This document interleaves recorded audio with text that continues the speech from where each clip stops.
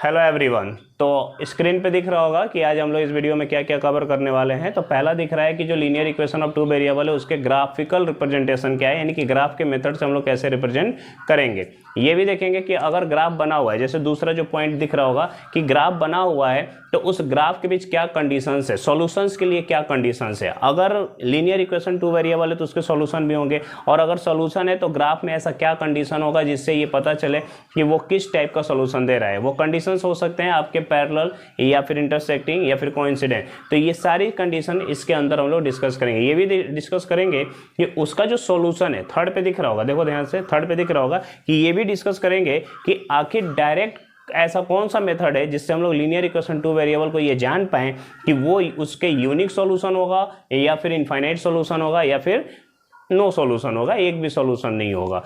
ये सब इस वीडियो में आज सीखा जाएगा। अगर इसे अंत तक देखोगे ना बेटा तो बिल्कुल ग्राफिकल रिप्रेजेंटेशन क्लियर हो जाएगा, आप कोई भी सवाल बना लोगे, कोई दिक्कत नहीं होगी। तो चलिए शुरू करते हैं हम लोग आज के इस वीडियो को, ग्राफिकल रिप्रेजेंटेशन ऑफ। तो सबसे पहले हम लोग ये देखते हैं कि लीनियर इक्वेशन जो टू वेरिएबल है उसका ग्राफ पे रिप्रेजेंटेशन कैसे होगा। तो एक एग्जांपल से मैं आपको बताने की कोशिश कर रहा हूँ, ध्यान देना बेटा।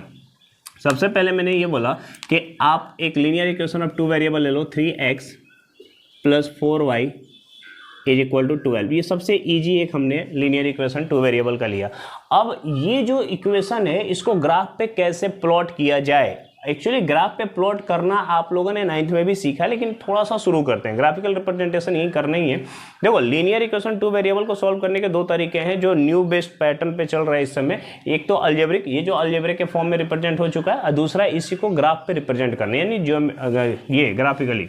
तो यहाँ पे हम लोग देखेंगे कि इसका ग्राफ बनेगा कैसे। तो ग्राफ पे बेटा इसका अगर लीनियर है तो एक स्ट्रेट लाइन बनता है, और स्ट्रेट लाइन के लिए कम से कम ग्राफ पे 2 पॉइंट होने चाहिए। उसके लिए सबसे पहला मेथड हम लोग यही देखते हैं कि अगर हम x = 0 पुट कर दें, जैसे ही x = 0 पुट करोगे बेटा तो 3 × 0 + 4 × y = 12 हो जाएगा। तो यहाँ से ये 0 देगा, फिर 4 of y = 12, और यहाँ से y की वैल्यू 14, ये 12/4, 4 3 जा, यानी कि अगर x = 0 है तो y बराबर कितना आ गया, 3। ये एक पॉइंट मिल गया ग्राफ पे कि अगर x 0 होगा तो y कितना होगा, 3 होगा।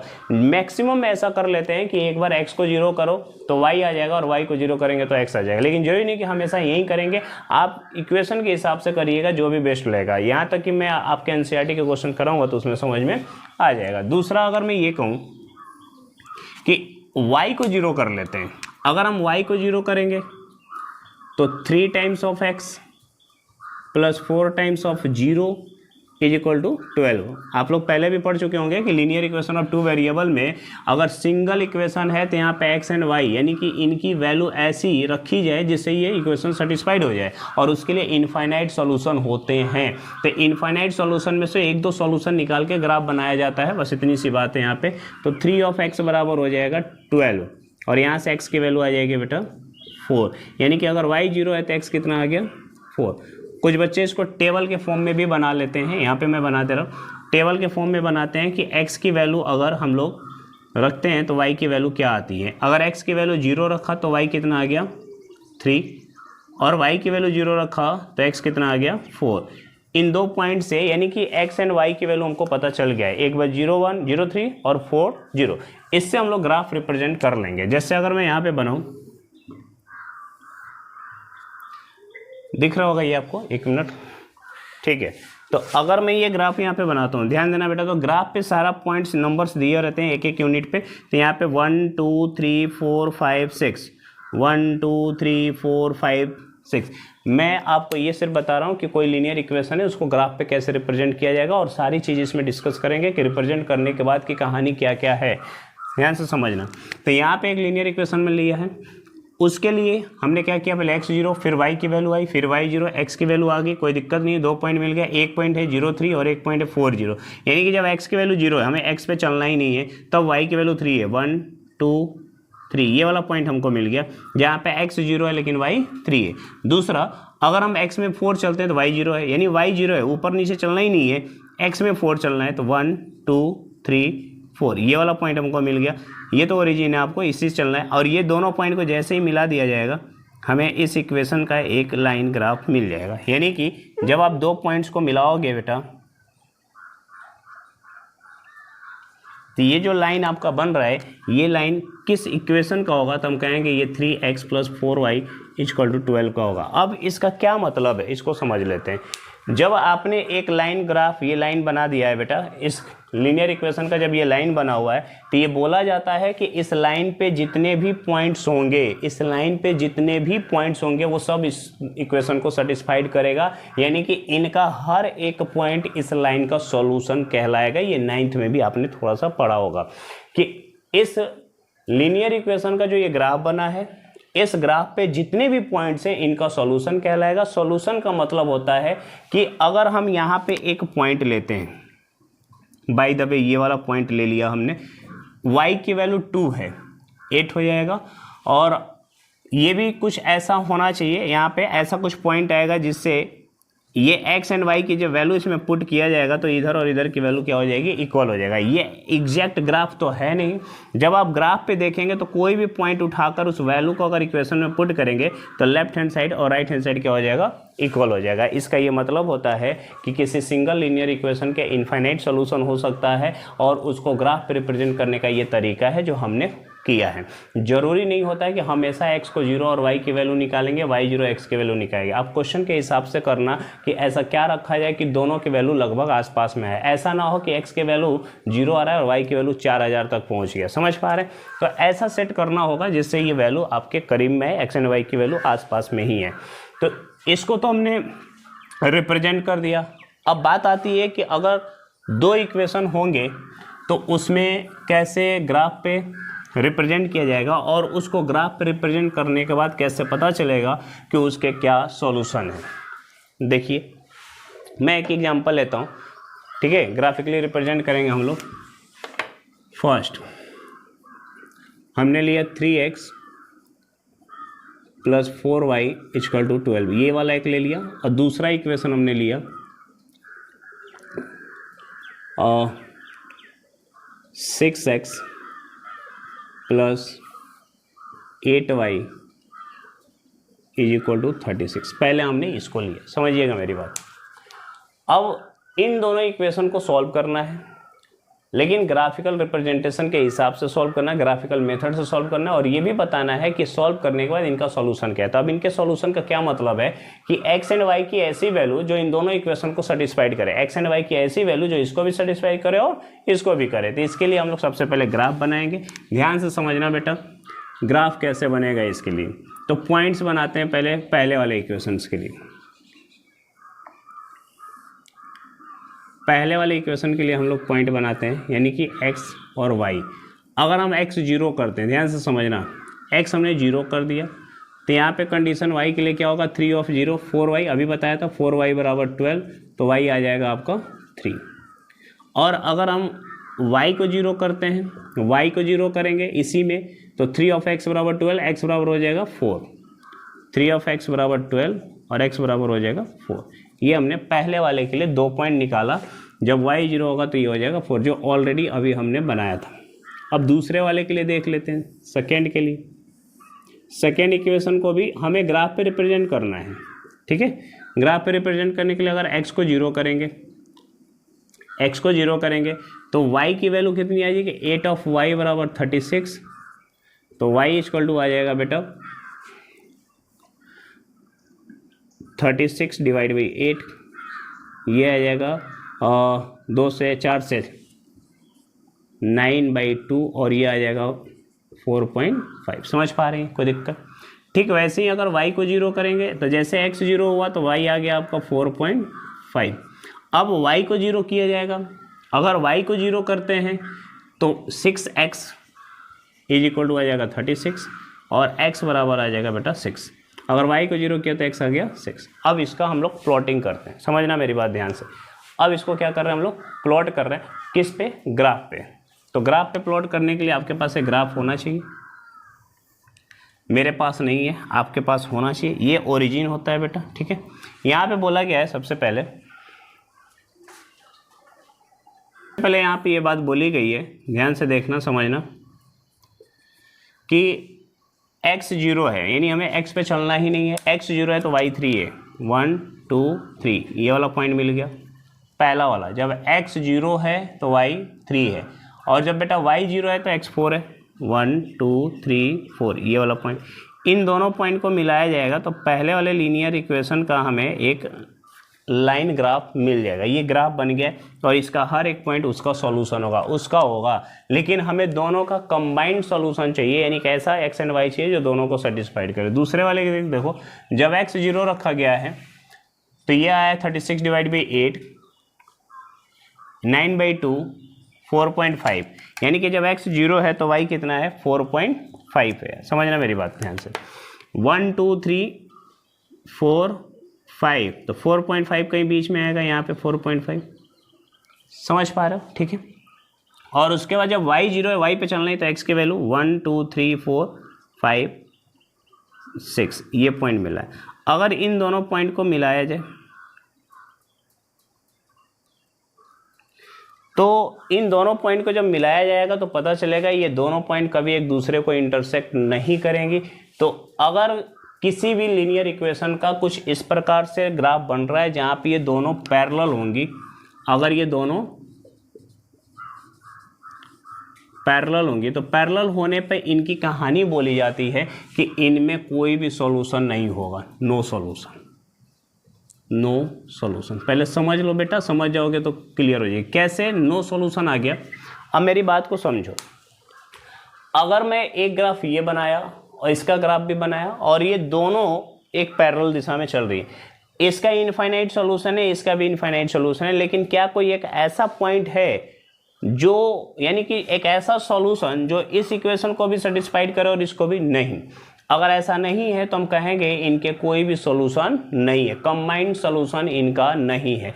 तो कंबाइंड सॉल्यूशन किसका नहीं होगा? जिस लीनियर इक्वेशन के ग्राफ पैरेलल बन जाए, जिस लीनियर इक्वेशन का ग्राफ कैसा बन जाए, पैरेलल बन जाए। अब दिमाग में सेट रखो, लीनियर इक्वेशन ऑफ 2 वेरिएबल होगा, pair of linear equation of 2 variable. अगर ये pair of linear equation 2 variable का ग्राफ जब हम लोग प्लॉट करेंगे और अगर वो ग्राफ पैरेलल बनता है, अगर वो ग्राफ पैरेलल बनता है तो हम कहेंगे इस लीनियर इक्वेशन ऑफ 2 वेरिएबल का कोई भी सॉल्यूशन नहीं होगा। मेरी बात समझ में, एक ही आप चीज से सब कुछ सीख लो, समझ में आ जाएगा।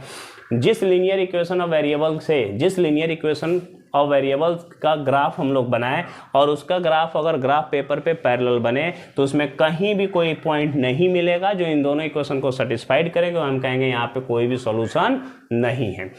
अगर कोई भी सॉल्यूशन नहीं है तो ऐसे लीनियर इक्वेशन ऑफ 2 वेरिएबल को बोला जाता है inconsistent, inconsistent pair of linear equation. मेरी बात समझ पा रहे? जिस लीनियर इक्वेशन का कोई भी सॉल्यूशन ना हो, जिस लीनियर इक्वेशन का कोई भी सॉल्यूशन ना हो, यानी कि पेयर ऑफ लीनियर इक्वेशन का कोई सॉल्यूशन ना हो, उसको बोलेंगे inconsistent pair of linear equation.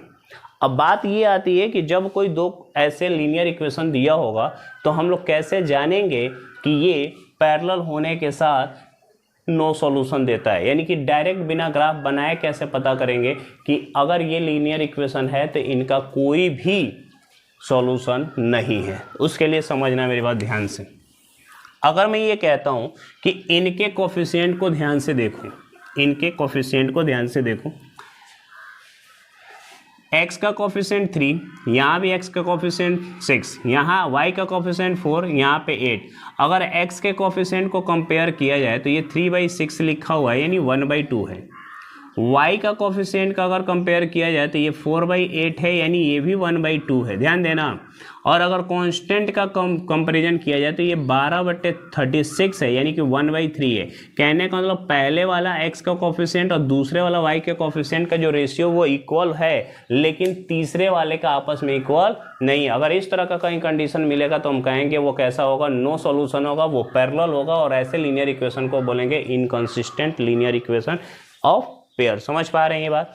जैसे ध्यान से समझो, अगर मैं ये लिखता हूं a1x plus b1y is equal to c1, a2x plus b2y is equal to c2, मैं ये कहूँ कि चेक करिए कि ये आपका पैरेलल है या फिर नहीं है।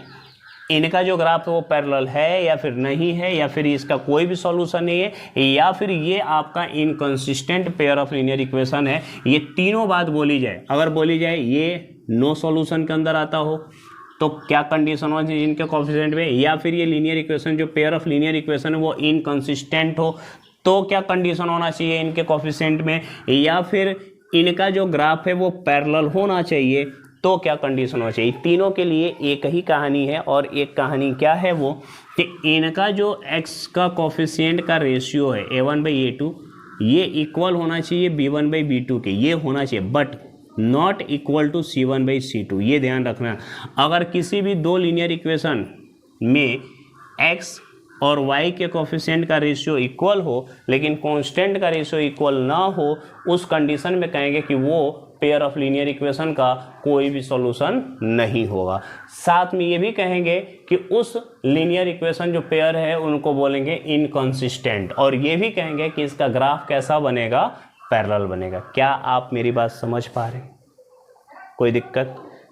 तो आज की इस वीडियो में मैंने आपको एक चीज़ बता दी कि अगर कहीं पे लीनियर इक्वेशन 2 वेरिएबल दिया हुआ है तो उसका ग्राफ कैसे बनेगा, और अगर वो पैरेलल बनता है तो उसका कोई भी सॉल्यूशन नहीं होगा, क्योंकि इसमें ऐसा कोई भी पॉइंट नहीं है जो इन दोनों को एक पॉइंट पे सेटिस्फाइड कर जाए। दूसरी कहानी, अगर स्टैंडर्ड फॉर्म में ऐसा कहीं कोई इक्वेशन लिखा हुआ है तो इनके x का कोएफिशिएंट और y का कोएफिशिएंट का रेशियो देखिएगा, अगर वो इक्वल है और कांस्टेंट का कोएफिशिएंट का रेशियो इन दोनों के इक्वल के बराबर नहीं है, इनके रेशियो के बराबर नहीं है, तो ये तीन बातें ध्यान रखना है, यही होगा। अब दूसरे पे चलते हैं कि दूसरा कंडीशन क्या हो सकता है, समझ में आ रहा होगा? ठीक है, दूसरा कंडीशन क्या हो सकता है, अगर मैं इसी में एकदम इजी करके मैं कोशिश कर रहा हूँ आपको समझ में आ जाए, उसके बाद एनसीईआरटी बनाओ, कोई दिक्कत नहीं।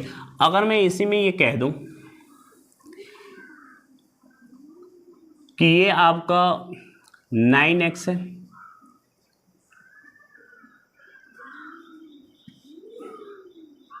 और ये 36 है, ऐसा कुछ हो, समझना मेरी बात ध्यान से।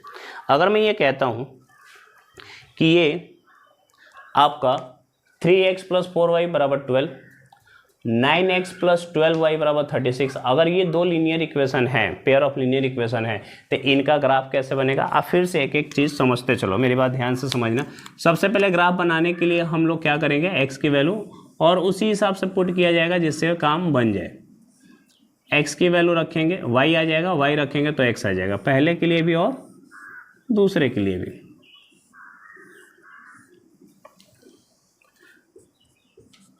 अगर मैं x 0 करूं तो y 4y = 12 और y = 3, कई बार कर चुके हम लोग।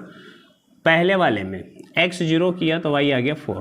पहले वाले के लिए एक और पॉइंट चाहिए, लाइन ग्राफ कुछ भी ड्रॉ करने के लिए हमें कम से कम 2 पॉइंट चाहिए मिनिमम। और अगर y 0 करते हैं तो 3x = 12 हो जाएगा और यहाँ से x बराबर आ जाएगा 4। समझ पा रहे हैं? क्लियर? कोई दिक्कत?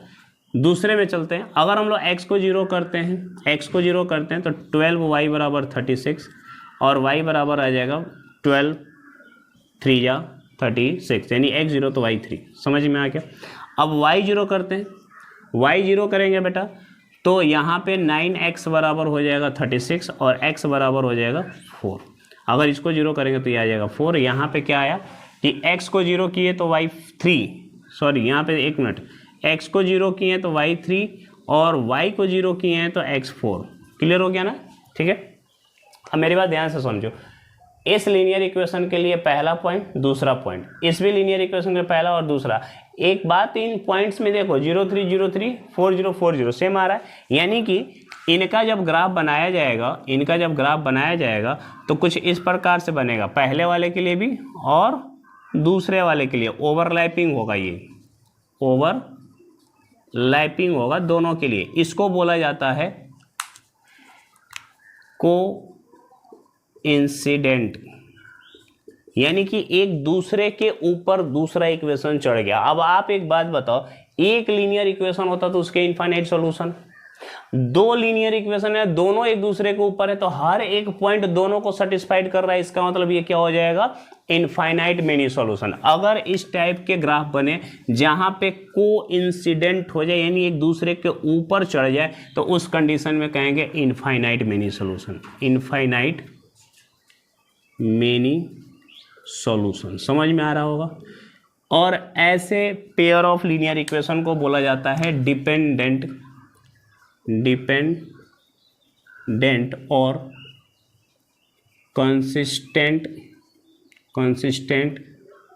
Pair of linear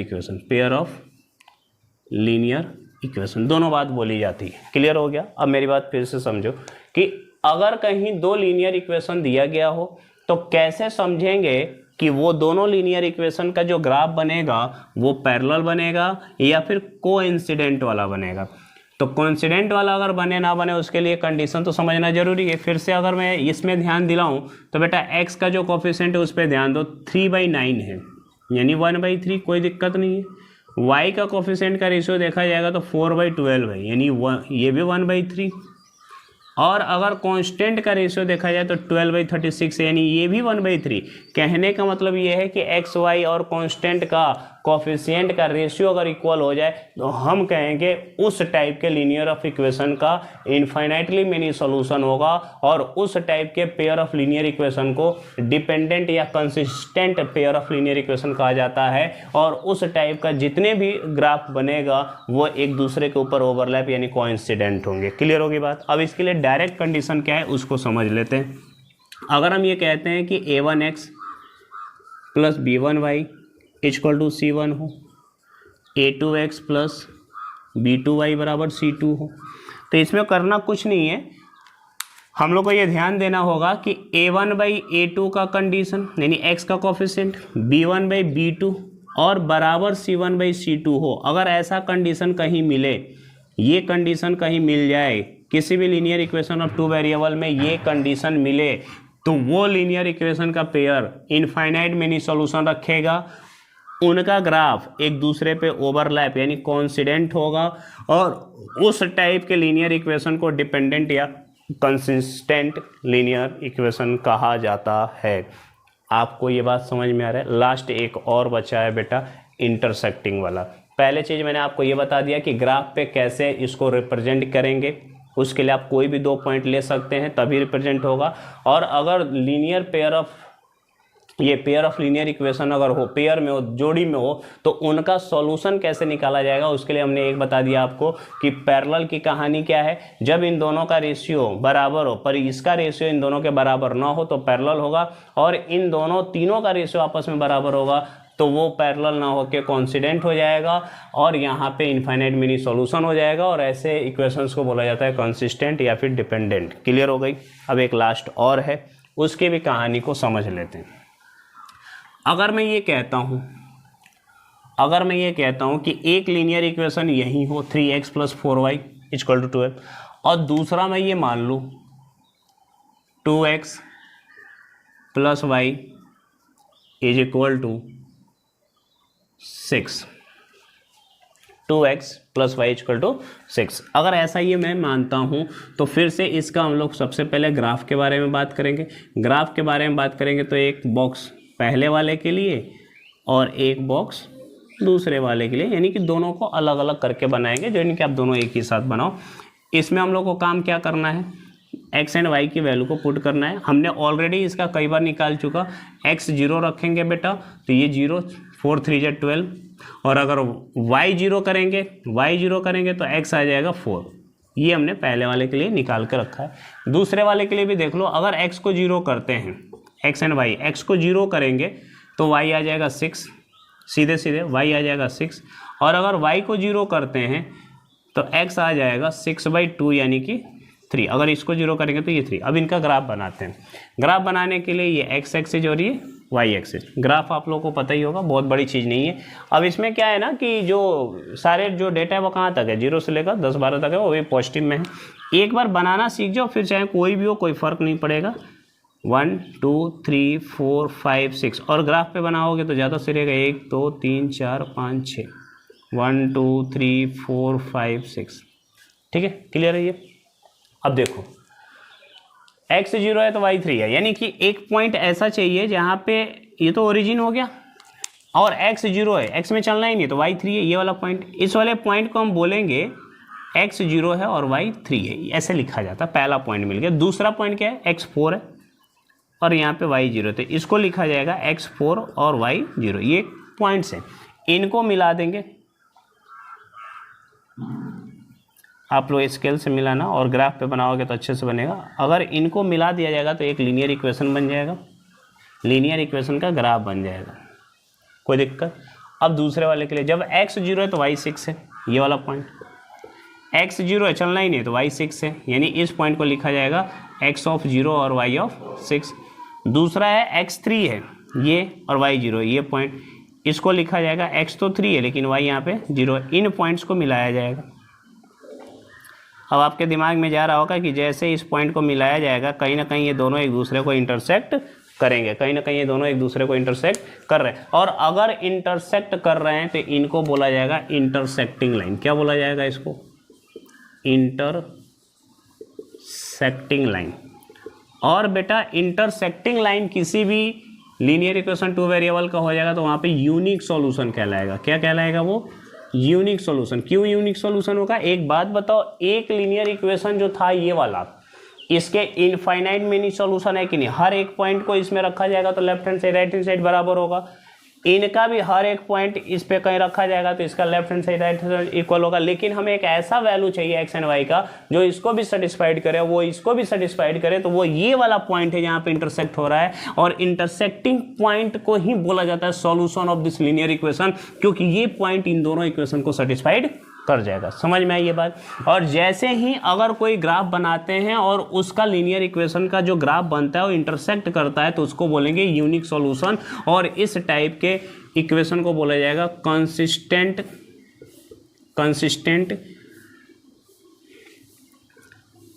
of linear pair of linear equation. Consistent यानी कि इस टाइप के पेयर ऑफ लीनियर इक्वेशन को क्या बोला जाएगा? कंसिस्टेंट। क्या बोला जाएगा? कंसिस्टेंट। क्लियर हो गई बात? यानी कि जहां कहीं भी ऐसे पेयर्स मिले जिनका सॉल्यूशन यूनिक हो, उस टाइप के linear equation, pair of linear equation को क्या बोला जाएगा? Consistent pair of linear equation.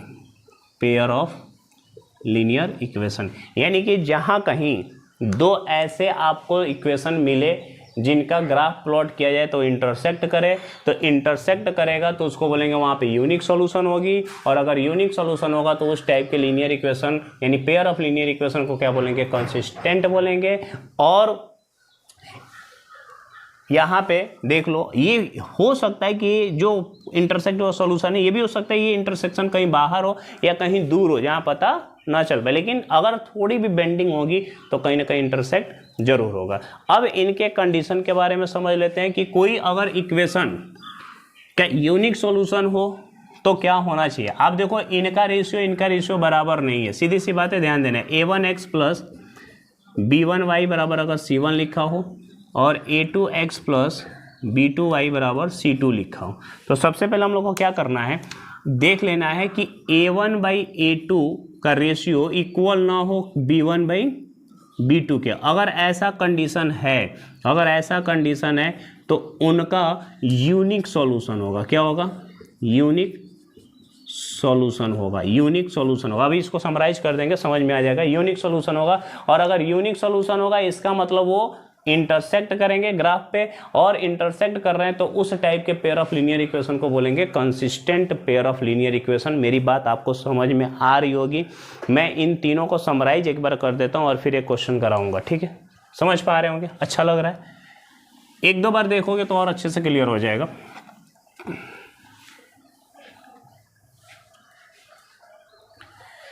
अगर आपके पास दो लीनियर इक्वेशन है, a1x plus b1y equal to c1 और a2x प्लस b2y बराबर c2, अगर ऐसा कहीं पे दिख रहा होगा आपको a1x प्लस b1, ये एक लीनियर इक्वेशन फर्स्ट और ये एक लीनियर इक्वेशन सेकेंड, इसको हम लोग देख के कैसे बताएं कि वो जो सॉल्यूशन होगा वो कैसा होगा। तो पहली बात, अगर x के कोफिशिएंट का कंपैरिजन किया जाए, a1/a2 इनके रेशियो, फिर y के कोफिशिएंट का रेशियो किया जाए और ये दोनों इक्वल ना हो, तो हम कहेंगे कि उनका जो लाइन होगा, ग्राफ पे जो लाइन बनेगा वो लाइन इंटरसेक्टिंग होगा। सेटिंग होगा। अगर हम बात करते हैं सॉल्यूशन के बारे में तो सॉल्यूशन यूनिक होगा। और नेचर के बात करें pair of linear equation nature, तो वो कंसिस्टेंट होगा। ये हमने अभी डिस्कस किया भी था पूरा डिटेल में कि जब कभी भी x के कोफिशिएंट का रेशियो का कंपेयर किया जाए और y के कोफिशिएंट का रेशियो का ये दोनों का कंपेयर किया जाए और ये आपस में इक्वल ना हो, तो सीधे कहिए कि इनका जो ग्राफ बनेगा लाइन वो इंटरसेक्ट होगा, और जहाँ पे इंटरसेक्ट होगा वहीं उसका यूनिक सॉल्यूशन होगा, और ये जो पेयर ऑफ लीनियर इक्वेशन है वो कैसे होंगे, कंसिस्टेंट होगा। क्लियर होगी बात। दूसरा देख लेते हैं सेकेंड में क्या है कि अगर a1/a2 यानी x के कोफिशिएंट का रेशियो b1/b2 y के कोफिशिएंट का रेशियो इक्वल हो, लेकिन c1/c2 का रेशियो इक्वल न हो, लास्ट वाले का रेशियो इक्वल न हो, इस कंडीशन में क्या होगा समझना ध्यान से। इनके लाइन जो होंगे, इनका लाइन जो होगा वो पैरेलल होगा, PARALLEL पैरेलल होगा। यानी कि जब इनका ग्राफ बनाया जाएगा, अगर ये कंडीशन है और उनका ग्राफ बनाया जाएगा तो दोनों लाइन पैरेलल होंगे।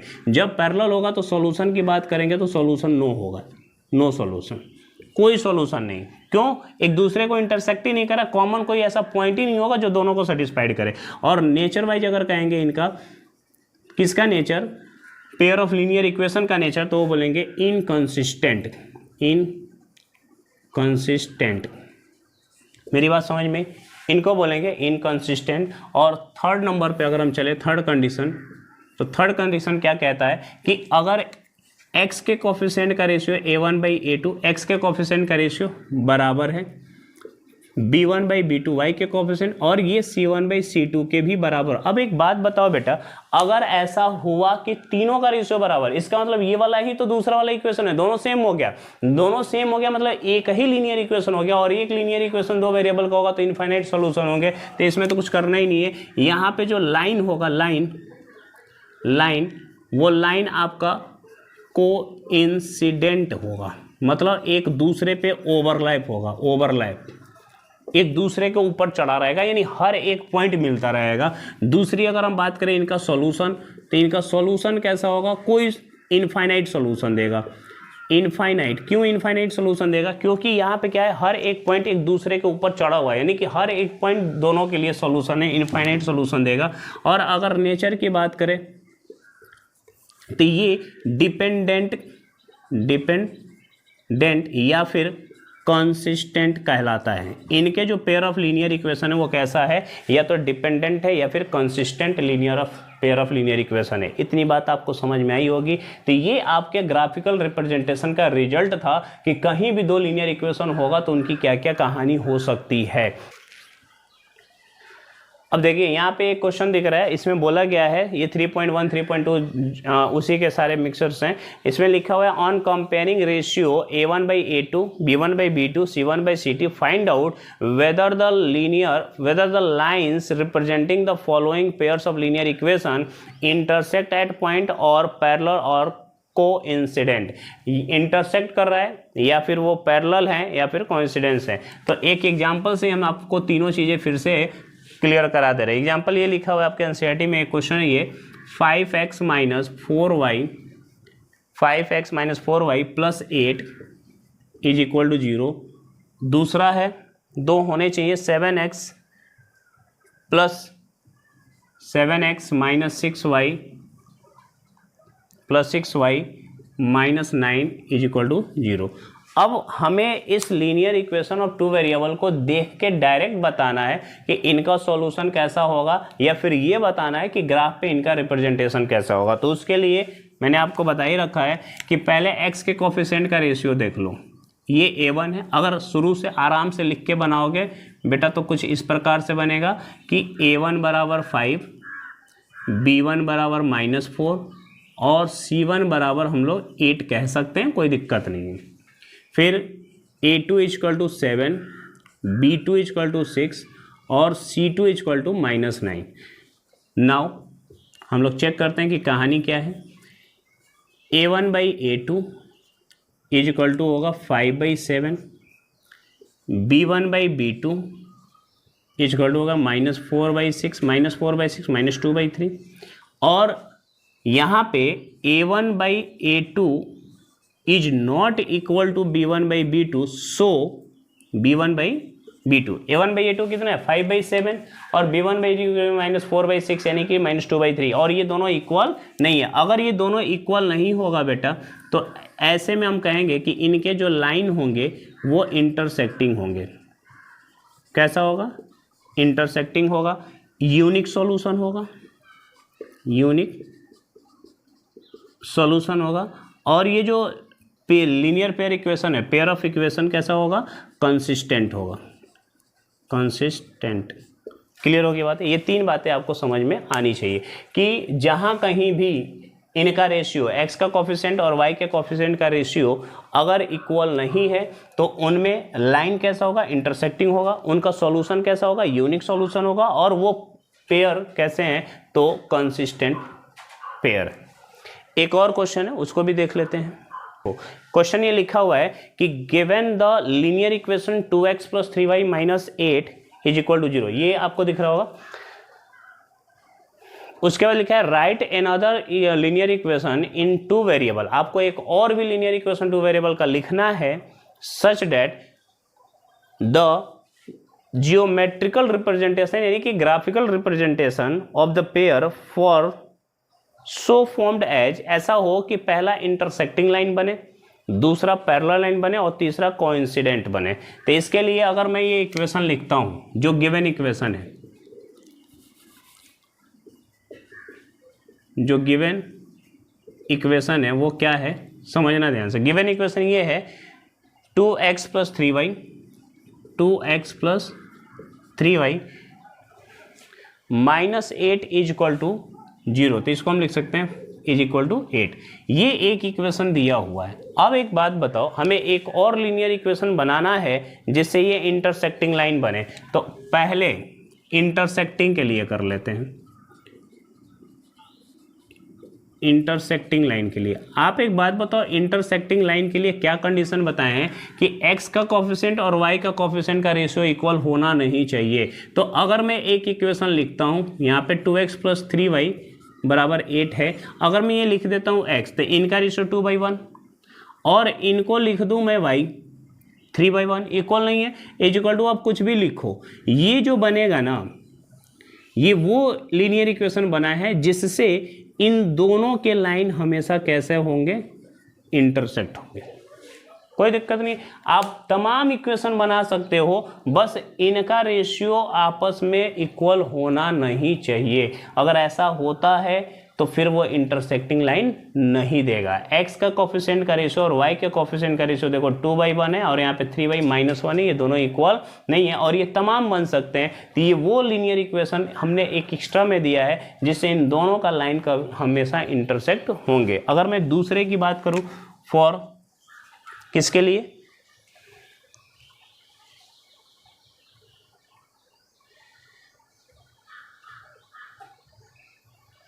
चलिए ठीक है। सेकेंड जो उसमें है शायद पैरेलल के लिए अगर हम बात करें, PARALLEL, पैरेलल लाइन के लिए बात करें तो पैरेलल लाइन के लिए क्या होना चाहिए? क्या बताया था कि x का कोफिशिएंट y का कोफिशिएंट का रेशियो सेम होना चाहिए, लेकिन इसका सेम होना नहीं चाहिए। तो कोई दिक्कत नहीं है, एक ऑलरेडी 2x + 3y = 8 दिया हुआ है। आप दूसरा क्या इक्वेशन लिख सकते हैं यहाँ पे? 4x, इसका 2 टाइम्स, इसका 2 टाइम्स 6x और इसका आप 3 टाइम्स कर दो 24। ये बताओ इनका रेशियो 1/2, 1/2, 1/3। अगर पहले दोनों का रेशियो x एंड y का रेशियो सेम हो लेकिन तीसरे वाले का रेशियो सेम ना हो तो ऐसे में वो क्या देगा? पैरेलल लाइन देगा। और इनफाइनाइट के लिए बेटा, थर्ड के लिए सबको पता है, जो ओवरलैप कर जाए या को इंसिडेंट हो जाए तो उसके लिए क्या होता है कि 2x + 3y = अगर 8 दिया हुआ है तो इनमें क्या है कि तीनों का रेशियो सेम होना चाहिए। तो अगर आप इसका 10 गुना करते हो तो इसका भी 10 गुना ही करोगे और इसका भी 10 गुना ही करोगे।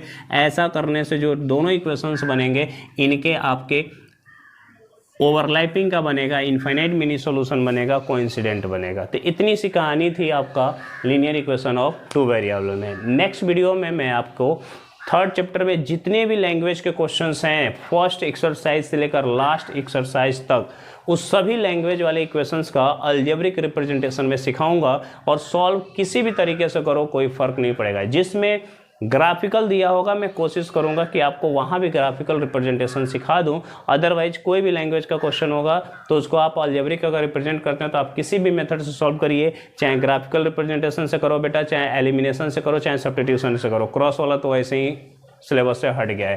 तो ठीक है, समझ में आ रहा होगा, एक बार और देख लेना। चलो, थैंक यू।